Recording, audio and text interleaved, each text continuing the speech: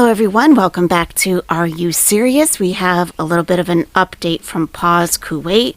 I think you're going to like it. First, let's just recap a little bit. There's an Instagram post. They are pause_Kuwait.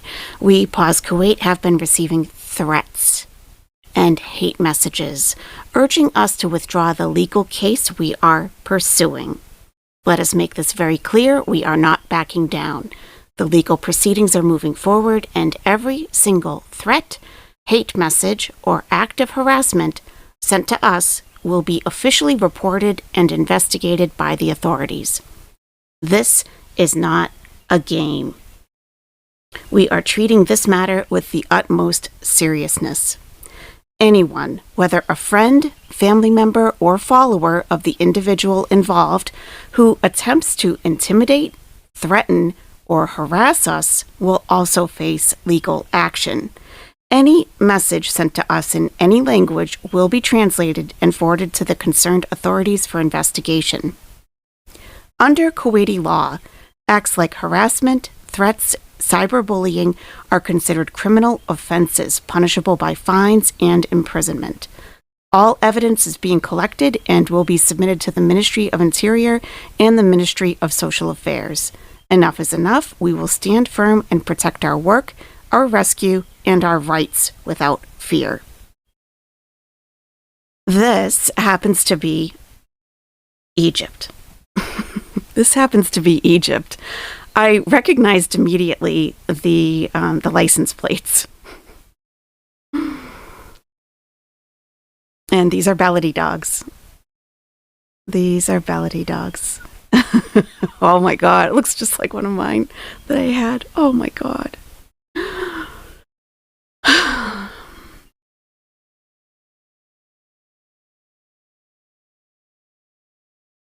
Beautiful. Absolute. Oh my God, the puppies. Oh my God. I remember when my pups were that small. Oh, sweetheart. Okay. So that's good. Okay. All right. Now, okay, they have received, of course, a hate message against our religion. So that's awesome. Awesome. It's in the upper left corner. I think that they did post something larger that we can look at also. I'll bring that up in a moment. But it says something about terrorist Fs. This is the Muslim way. Foodie Beauty saves the cat. The terrorist organization says they saved the cat, and now the Muslim is throwing shit towards a strong Canadian woman. Well, your Canadian woman is also Muslim, so. All right, so the message from Pause Kuwait. This is a very strong message. I think that you will like what you see here. We, Pause Kuwait, are receiving hate, slurs, and threats just because we are Muslims? Where does religion even come into this? This is not about religion, nationality, or drama. It's about truth, facts, and protecting animals the right way. We are standing against anyone who collects donations and doesn't ensure they go directly to the vet or proper source. Whether it's that YouTuber or anyone else, no exceptions. We will be posting all case details tomorrow with proof, full proof, and transparency.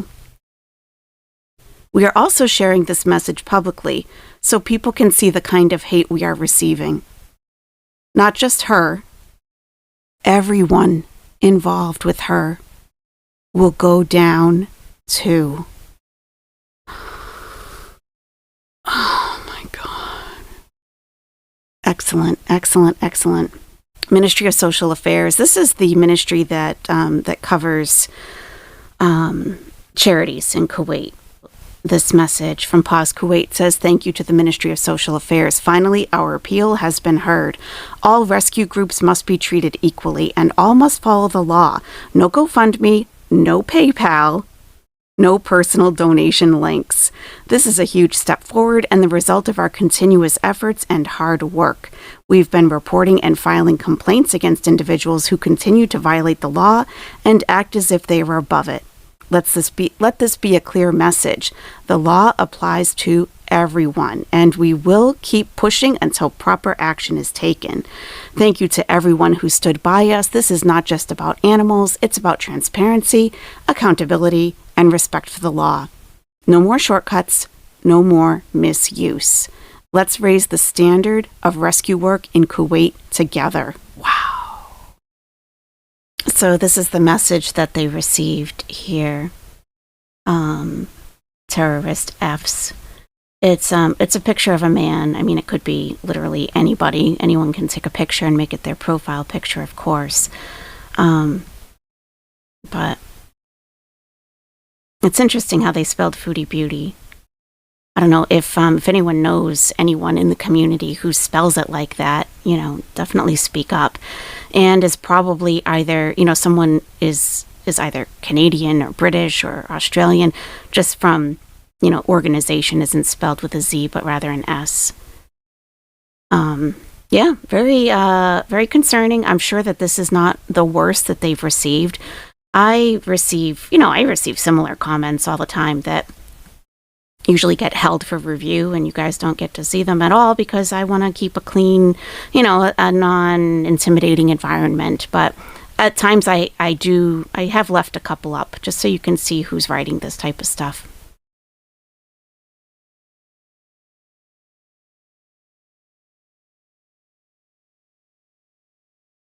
And in terms of the super chats raised during the stream where she stole the kitten, our count almost exactly matches what Playboard has reported as her super chats. So you can see that even her privated or deleted videos on Playboard still show. You can still see them. So you can still see how much came in. The red dollar amount here is for super chats. It also shows the number of views that were gotten, how many thumbs up, and how many comments. Now we can't actually see those. If you click on this itself, you'll see how it appears on YouTube, which is video unavailable. This video is private, which is how you know if it was taken down by YouTube or if she privated it herself. Now, the Broasted Chicken live stream is where this all went down. And it says here that $274 were collected in super chats that day. And we calculated $272.42 US dollars.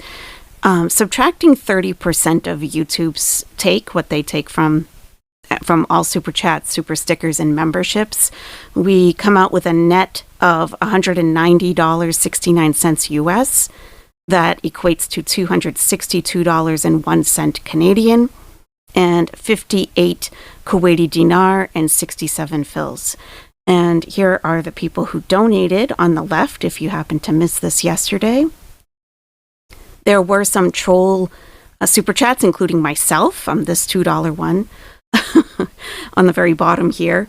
So we added those as non-beezers because, we just wanted to get our point across to put the cat down and all of that. So this is what each beezer contributed on that stream. And I did go back and add, we did this together on the live stream. We did go back and add the ones that were given prior to Chantal stealing the cat. So these are the totals. The timestamps here, if you want to match them up, these are the timestamps in the chat. I always enable timestamps so you can easily go back to a chat message and see where it was. This is not the timestamp in the video itself.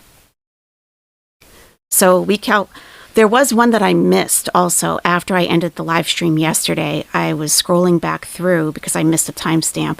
I wanted to fill that in, and then I saw this Chichi Bulma had donated $4.99.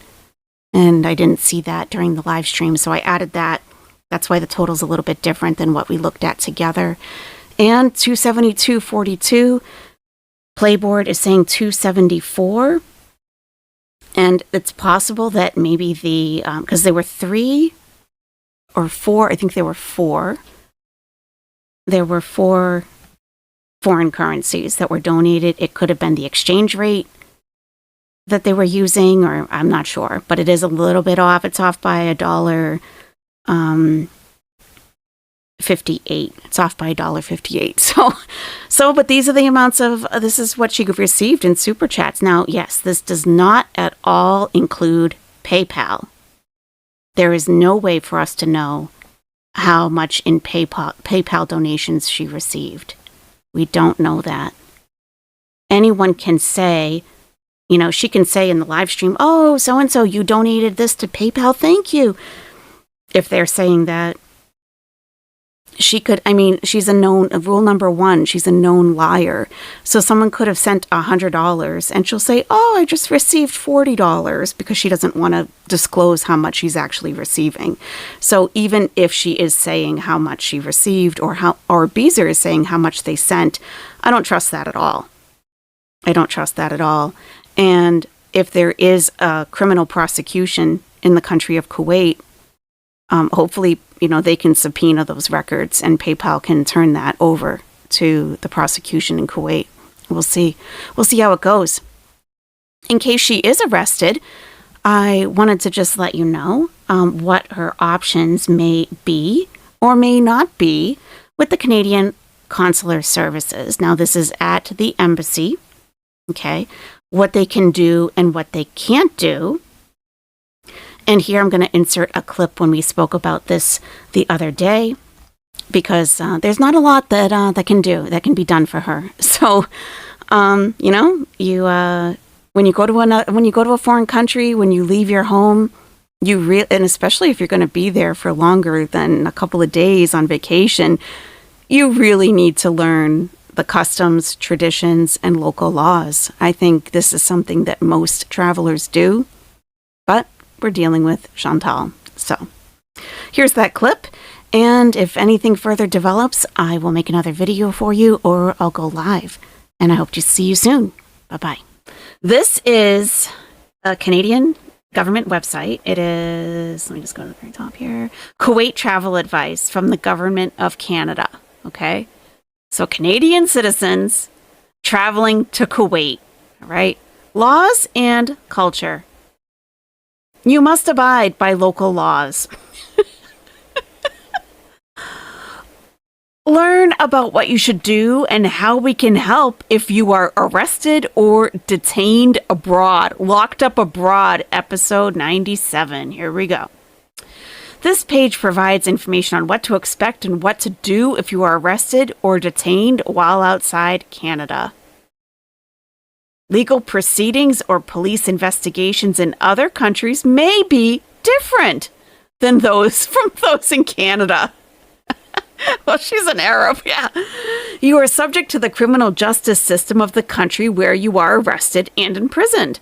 Consular service officials cannot arrange your release from prison. If you are arrested or detained abroad, expect that you may have to stay in the country during the proceedings and that you may face long delays while efforts are made to resolve your case. Inform the arresting authorities that you want them to immediately notify the nearest Canadian government office of your arrest. That you want them to. They are not obligated to do that. They're not obligated to do that. You're not obligated to get your phone call and all the things that you may have thought applied to you from home. It's not the same. In countries that are party to the Vienna Convention, or consular relations, the arresting authorities must advise you of your right to access consular representation and to arrange for this access. They are not required to inform a Canadian government office of your detention or arrest unless you specifically ask them to do so. I mean, she has to ask. And she may not be of presence of mind to even think to ask. She's just going to cry. The government of Canada cannot intervene in ongoing legal proceedings in other countries or regions unless it is requested to do so by local authorities. These requests are rare. Rare. Okay, countries that are party to the Vienna Convention. Okay, let's see if Kuwait's on there. Status of treaties. Vienna Convention on Diplomatic Relations. Okay, let's see. Kuwait is on there. Okay. Kuwait. Declarations and reservations. Unless otherwise indicated, the declarations and reservations were made upon ratification, accession, or succession. For objections thereto, see thereinafter. What? Okay. Okay. All right.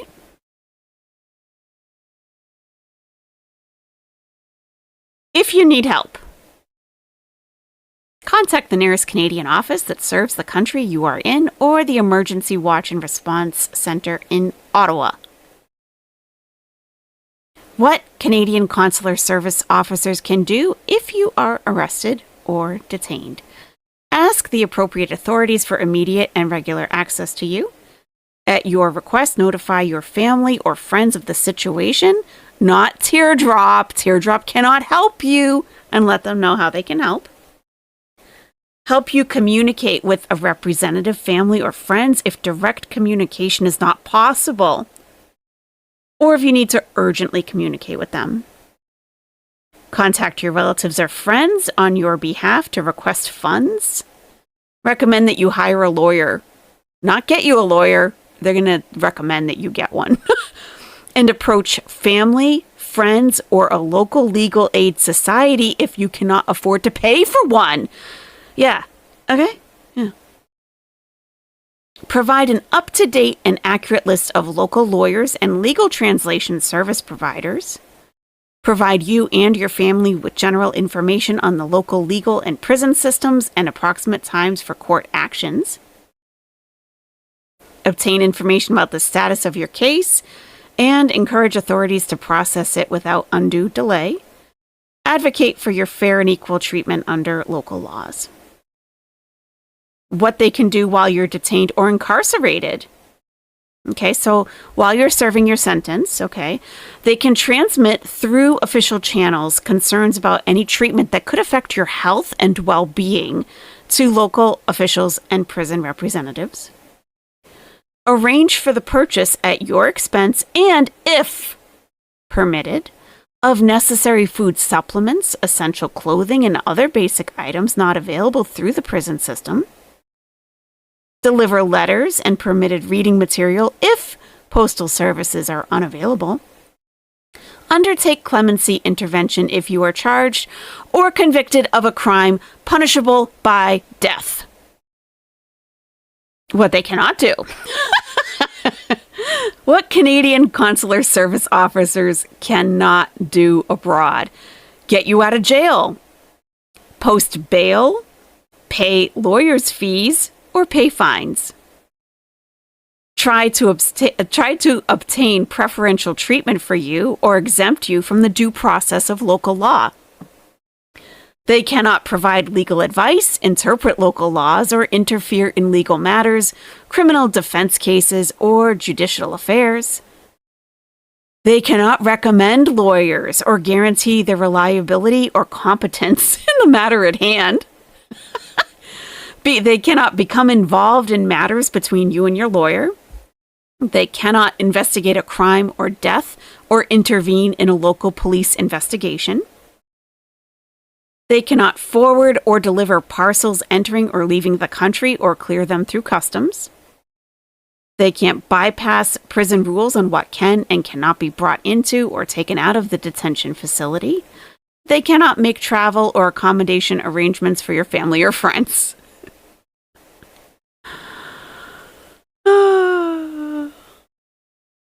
There might be human rights violations.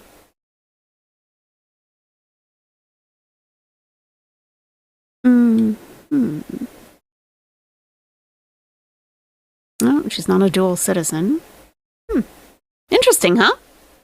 That's what I'm saying. People are like, call the embassy. You see what I'm saying? There's nothing they can do. So when you're traveling to Kuwait, you may want to observe Kuwaiti customs, laws, and regulations as they reflect the conservative interpretation of traditional and Islamic practices and beliefs adhered to by the Kuwaiti authorities, because they are Muslim. To avoid offending local sensitivities, you will want to dress conservatively, behave discreetly, no burping and farting in public, okay? Respect religious and social traditions. While tolerated, revealing clothing such as shorts, skirts, or tight clothing may be considered inappropriate for both men and women. Tight abayas also. Western women are not required to cover their head in Kuwait. Verbal insults and obscene gestures may be considered a criminal offense. And if found guilty, you could face deportation, fines, and or a prison sentence. It is illegal for an unmarried couple to live together in the same house or stay in the same hotel room. It's true. You will be asked to provide a marriage certificate if you share a hotel room with a person of the opposite sex. What if, when they come to arrest her or question her, they ask for the marriage certificate? He's probably never going to go back to that apartment. He knows. He may never go back there, because he could be arrested for living with a woman not being married. Avoid public displays of affection. Then we talk about Ramadan. Illegal activities. Blasphemy. And I don't know what this is. We're on a Canadian website. It's French. I have no idea what that says. Kuwaiti law prohibits criticizing or defaming the Amir, the royal family, Islam, and its symbols. Half of Gore World would be jailed, honestly. Jeopardizing national security. These prohibitions extend to your online activity.